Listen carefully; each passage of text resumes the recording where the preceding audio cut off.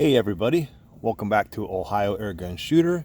I'm outside here with my Hatsan 135 Carnivore in 30 caliber. I put this inexpensive Gamo green dot optic on top. I think I paid right around 15. I don't believe it was even $20. Anyhow, I got it on the rail. I got it tightened down. It's very light. So I'm just going to see how well it holds up on this thing and if I can get it to group or even shoot on paper. I haven't done anything yet, with shooting it, trying to see where it's shooting. I'm sitting right here at 15 yards. Now I just range found it from where I'm will have the rifle, and it's right around 13 yards.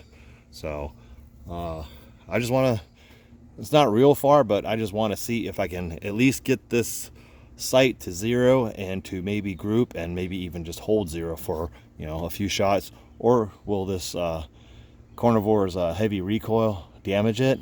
One thing I'm expecting might happen is the battery sits underneath here, has a little rubber cover. Thinking that might fly off, but we'll see. Now I had to raise the adjustable cheek piece because it was too low to get a nice line of sight. So I went ahead and did that. Again, I haven't zeroed it, took any test shots yet. So you're going to see everything as it is now.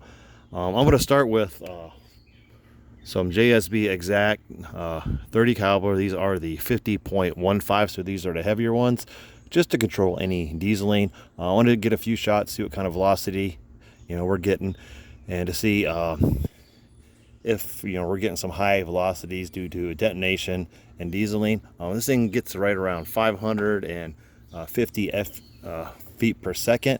However, I've gotten higher just because of the combustion and dieseling. So we'll just shoot a few of the heavies and just get the velocity down where it should be. That way we have more steadier, consistent shots on paper, because I think the up and down and velocities due to the combination of combustion and dieseling will throw off your trajectory or your where the pellets land. So let's just run a few shots over the chronograph, maybe about 5, and see what we're getting. And that will also allow us to see if this scope will stay on top of it. I mean, I got it tightened down, but I got a screwdriver just in case. But it is plastic. However, the base has metal clamp and screws. So let's see if it holds up. Now quickly, I want to show you the difference between a 50.15 grain and a 44.75 grain. Look how thick this is at the base. That's where your extra lead is. Compared to, it's a little bit narrower right there. So that's a big chunk of lead. Again, 30 caliber, 50.15 grains. I think it has the grams on here. 3.25 grams. That's a nice heavy chunk of lead there. And this thing has a very heavy cocking effort. Over 50 pounds. Ugh, it's a beast. So loading a 50.15 grain JSB Exact. Again, it's supposed to get right around 550, I believe 550 feet per second with a 44.75 grain. So let's see if we got any dieseling right from the bat. I think you can see the number. All right.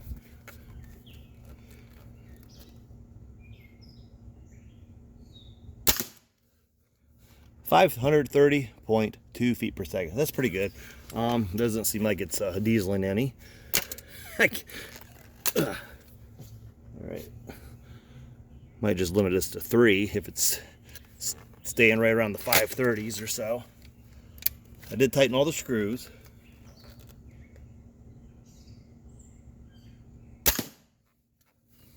.521. All right, let's try one more. So doesn't seem to be dieseling any. And it's not very loud for the backyard either. Just have the quiet energy system.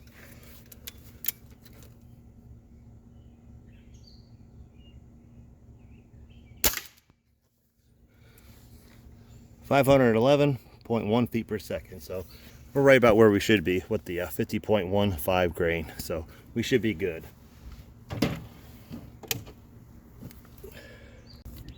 And after 3 shots, the scope is still on there, and the battery cover didn't fly off, and the battery's still in it as well.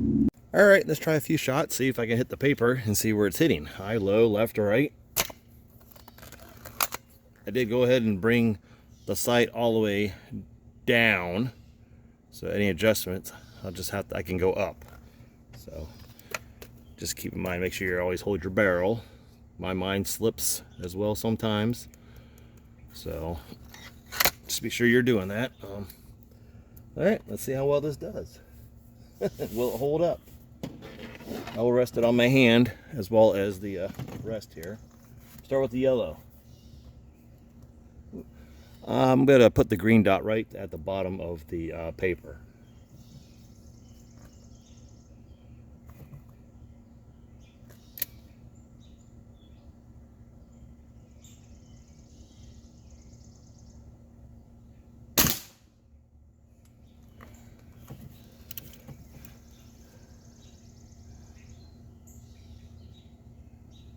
Well, I was aiming at the bottom of the paper, so it's shooting up and to the right. So I just gotta bring it. Tell you what, we'll do 3. Actually, we'll do 5, and then adjust since I know where it is. See, at least get a group.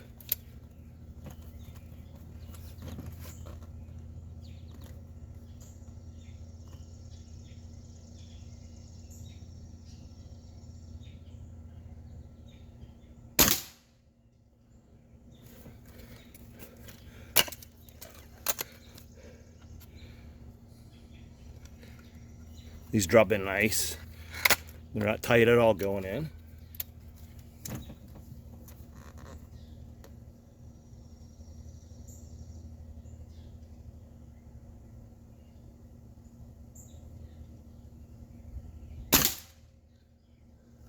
Well, from here I can see a group. We'll limit it to 3. These are fairly expensive, but let's go take a look. All right, got my sunflowers coming up, so at some point I probably won't be able to use this range anymore, at least until they're done. But as aiming here and 3 right here, that's actually not a bad group for, you know, this large caliber. This thing here, I mean, so, you know what, silver dollar. But yeah, I was when I was testing the velocity, I think I was aiming. That was before I brought the optic all the way down. There's 1, 2, and I think 1 up here. 3. Actually, it's in there, I think. Yeah, if I could get it out. Ooh, that's in there pretty good. So 1, 2, 3. So that's a wide group there, but so far not too bad. I mean, just let me try to see what will come over to the left any. That's the problem with the open sights. Everything was shooting far to the right. I think I brought it all the way to the left, which brought it over. So let's see if I could adjust this with that cheap Gamo optic. So far it's holding up. All right, since it's shooting to the right, let's go ahead and bring it to the left. I don't know. Go 1 full turn. I'm going to leave elevation where it is at the moment. We'll do 3 more. Ugh, man, I hate to have to cock this thing all day. Whew.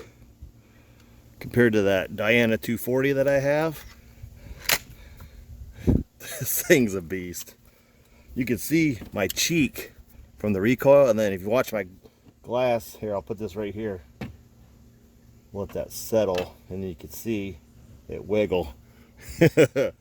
But I got my first group marked off, number 1. So let that get steady there. All right. So I'm gonna, my aim point will be at the same spot, just below the paper. So far it's holding up. Let me check the screws real quick. Still tight. All right. Let's see how this round goes.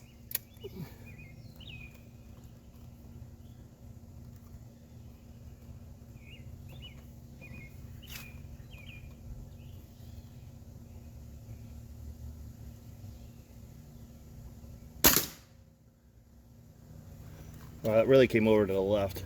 Might have went too far. But we'll see if 3 can land in that same area. That way I'll know just to have to bring it back.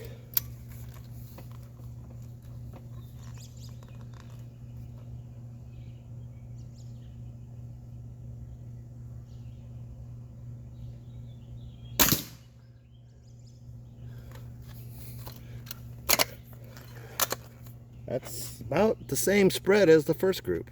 Let's see where this third one lands.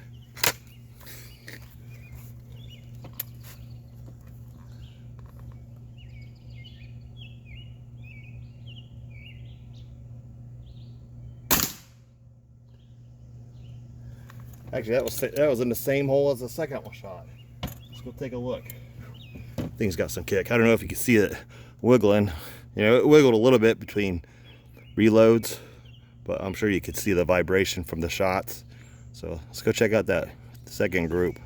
All right, this was first shot, second shot, third shot. So that's the same distance group pretty much as that. A little bit better, but you know what? I was aiming here, so I came over maybe a little too far.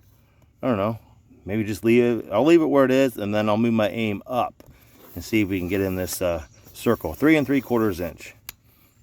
So not too bad. All right, this thing's actually performing better than I thought it would. Those are by far my best groups to date with this thing. I've only used open sights. Now, I have gotten the best groups with the heavier 50.15 grain pellets, I believe, from the last time. I guess that low, 511 to 30 feet per second range might be a good range for this, but let's try 3 more shots. I'm not going to adjust anything. I'm just going to move my shots up. Oh, man.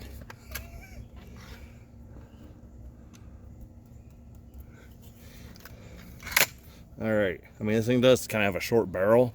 Even with the piece here, the barrel's actually a little bit further in, so I mean, this is almost a carbine size, the same as my Webley Exocet. I mean, all your length is just in the compression chamber here, piston chamber, and everything else. This thing's huge.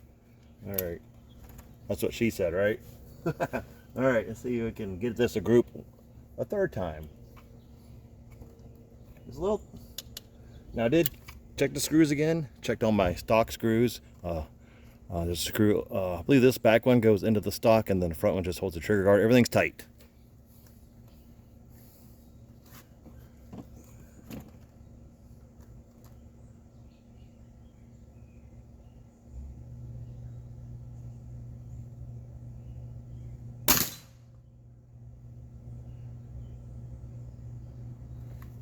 I'm not sure where that one is. Center of the bullseye, maybe? Let me look real quick. Oh yeah, that's bullseye. Man, if I could put 3 there, we might not have to go any further than this. I mean, at the bottom of the circle that I've drawn, 6 o'clock position.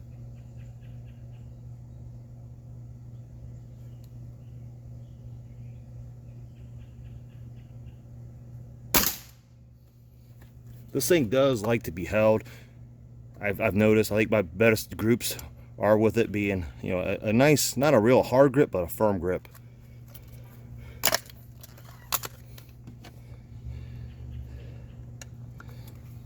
All right, let me see if I can see where that one was real quick.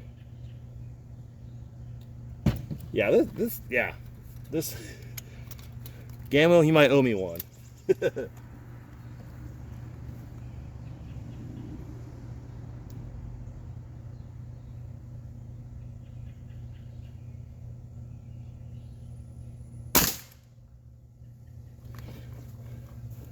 All right, they're a little like bump, bump, bump, but better group.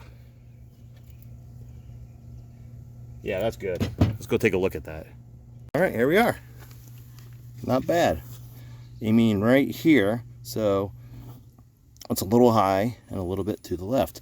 Back it up to 20 yards, those might drop right into place. So that's not bad for 0. Same windage as down here after I've moved it over. Could probably bring it back a little more. But one reason I'm kind of aiming down here is that green dot, it's not real bright. That way you don't drown out your target. So, but aiming here, grouping high, and just a little bit to the left, but much better group. I mean, that's 50-cent piece right there. So I'm going to move over here to this target. I might bring it over just a little, maybe a half a turn, and we'll do 10 shots and to see if we can get everything within a decent group. So I'm going to be wasting a lot of lead for that, but you know what? It's worth it. And we'll also get to see that Gamo optic holds up. By the way, I actually found a couple of these. I got this carpet. They went through my box, but they hit the carpet and the wood and they just kind of dropped. Some of them are still in the carpet, but you can see what they're doing. Again, 50 grains. 50.15 grain chunk of lead right there. Okay, I did bring it back to the right about a half a turn. I got 10 pellets loaded up. I'm going to try 10. Hopefully my arm can handle that. Plus it's clearing out my 10. But I don't know. 10 in a row. Whew. Okay. Hey, at least we'll get to see if the Gamo optic holds up. I'm just going to move to the right target. And I'll aim at the 6 o'clock position again. So if I can get 10 shots, I mean, a semi-group, I'll be happy. So, a lighter optic on something that recoils this heavy might be the choice. So, all right, I got to get one in there, right? Yep. Make sure I didn't forget to load one. Don't want to dry fire it. All right. How much worse can I do, right? All right.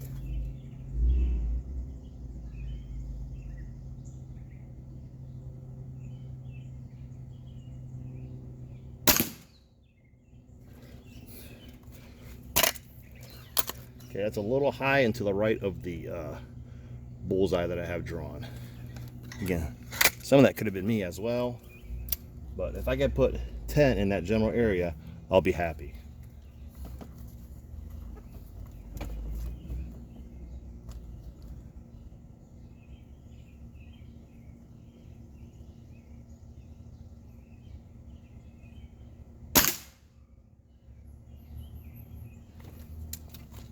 Now it's a little bit to the left of the bullseye.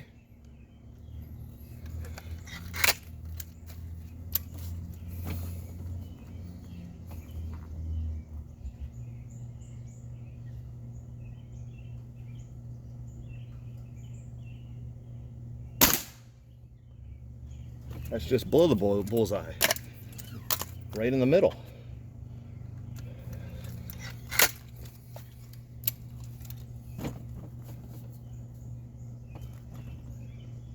I mean, my point of aim is probably constantly shifting, but you just try to find a aim point and try to stick with it.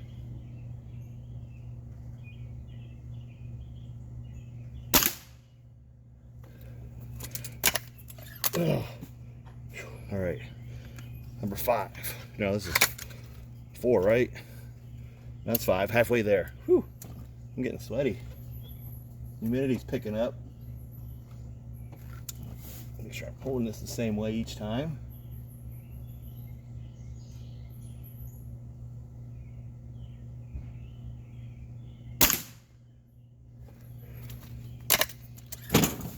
Oops. Watch out there, Mr. Rest. All right.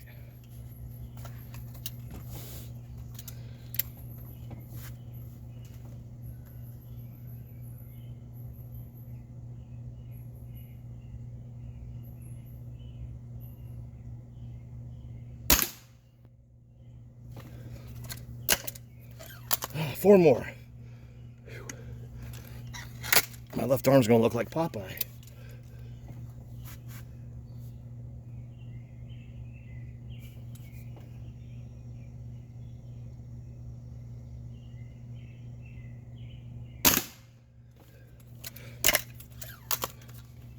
So far, all of these are centered around the bullseye. They're a little bit around it, but I'm seeing a group. Windage is good.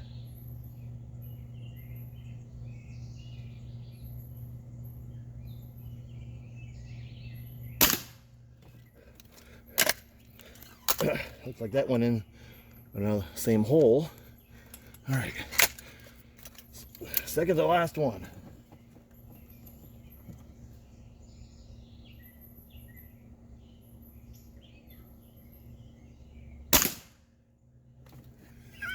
Last one.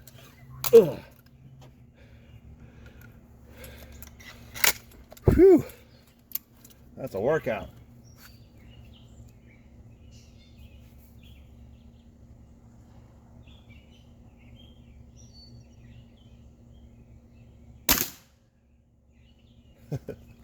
Not bad. Still there, still tight, still holding 0. Shut it off. Battery still there, cover still on. Let's check the screws real quick. That's a nice group down there. For 30 caliber, thing that kicks this hard. Let's check the screws underneath here. Tight. Tight. And this one here, you just give it a nice twist. Tight. Nice. All right. Let's go check out that group. Would you guys be happy, guys and gals, with that group? 13 yard, or yeah, about 13 yards, right around 12 meters. There's 10 shots, all in the same general area. 3 3/4 circle. I mean, that's pretty good. That's a lot better than what it was when I was using the open sights. I mean, those things were everywhere. But it seems to be dialed in with that inexpensive Gamo green dot sight. Let's see if I can find more pellets. Here they all are. Somewhere back here. Probably somewhere buried in the carpet. Here, I think I got one here. Let me see. Yep. See this one. There's one. Look how flat that is. Going through the box, hitting the carpet and the wood. So I would try to steal a target, but I don't want to dent those.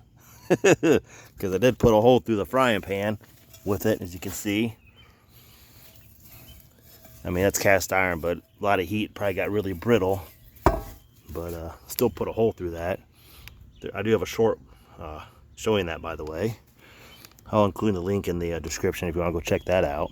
But yeah, look at that big old 50.15 chunk of lead right there, grains. That's a big piece of lead. All right, just to kind of show you, it's not the greatest distance, but it's enough to where it's grouping. Now I can work my way back, but if I kind of lean forward to where the barrel end was, the muzzle,